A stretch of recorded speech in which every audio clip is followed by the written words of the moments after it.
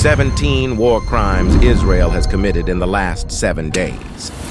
The imposition of a complete siege of the Gaza Strip, totally depriving Gazans of electricity, food, and fuel, and tightening even more the existing 16-year-old blockade thereof. This war crime breaches Article 6C, deliberately inflicting on a group conditions of life calculated to bring about its physical destruction in whole or in part.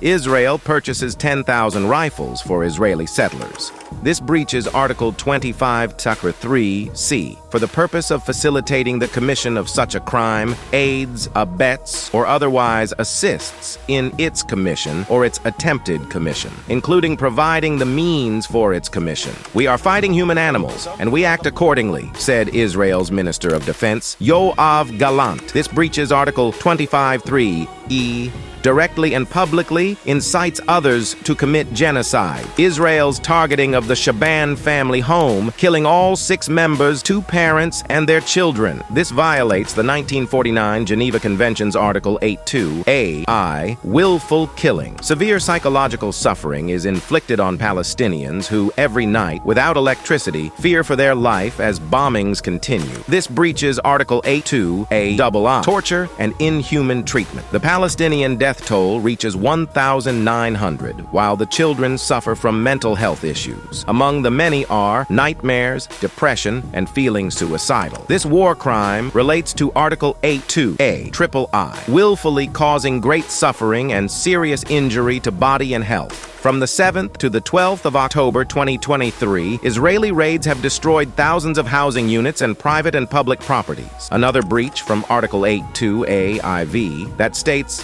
extensive destruction and appropriation of property, not justified by military necessity and carried out unlawfully and want only. 423,000 Palestinians were forced to flee their homes in Gaza due to the continuous and heavy indiscriminate Israeli strike. Subsequently, on 13th October 2023, Israel ordered the evacuation of 1.1 million Palestinians in Gaza. Article 8(2)(a)(v)(ii) states unlawful deportation or transfer or unlawful confinement. Entire families targeted and under the rubble. The Abu Dan family was holed up at home. Everyone kept checking their phones to make sure that no message had been sent from the Israeli army telling them to evacuate their home. There was no warning shot, no text message, nothing. All of a sudden, a bomb fell, then 2, said Ahmed Abu Dan over the phone. This is in direct violation of Article 8(2)(b)(i), intentionally directing attacks against the civilian population as such, or against individual civilians not taking direct part in hostilities. Between 11th October midday and 12 October midday, Israeli warplanes carried out dozens of airstrikes, destroying 2 houses in Beit Lahia owned by the Ensair and Albez family. They also targeted residential areas in Jabalia, Al-Tawam, Al-Amudi, and Al-Karama neighborhoods. This breaches Article 8(2)(b)(ii), intentionally directing attacks against civilian objects, that is, objects which are not military objectives. At least 12 UNRWA employees have been killed since the start of hostilities. This is in violation of Article 8(2)(b)(ii), intentionally directing attacks against personnel, installations, material, units, or vehicles involved in a humanitarian assistance or peacekeeping mission in accordance with the Charter of the United Nations. From 11th October midday to 12 October midday, Israeli warplanes carried out dozens of airstrikes, alongside intense shelling by field artillery and naval vessels in Gaza district, targeting residential neighborhoods, resulting in 78 Palestinians killed.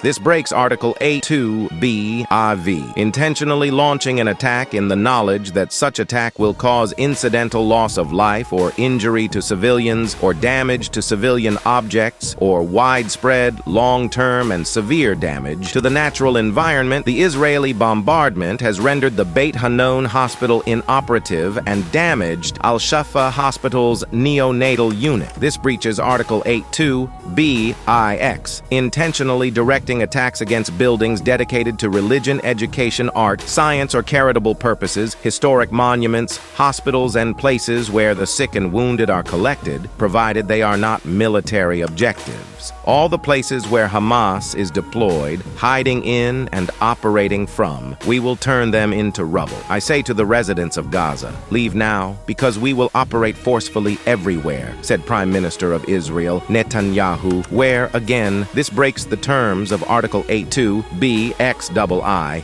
declaring that no quarter will be given. Israel directly targeted a Palestinian Red Crescent ambulance in northern Gaza on Wednesday, killing paramedics Khalil al-Sharif, Yasser al-Masri, and Ahmed Daman. Article 8.2b(XIV) states intentionally directing attacks against buildings, material, medical units, and transport and personnel using the distinctive emblems of the Geneva Conventions in conformity with international law. Israel's use of white phosphorus on the 10th and 11th of October directly breaches Article 8.2b(XV)III, employing asphyxiating, poisonous, or other gases and all analogous liquids, materials, or devices. Imposing a total closure of the Strip amounts to a collective punishment of an unprecedented scale. All crossings between Gaza and Israel have been closed since Friday, 6th October. Since then, no people or goods have left or entered Gaza via Israel. This violates Article 8.2b(XXV), intentionally using starvation of civilians as a method of warfare by depriving them of objects indispensable to their survival. The Zionist state of Israel is yet to be taken into account for their breach of international law as the world sits back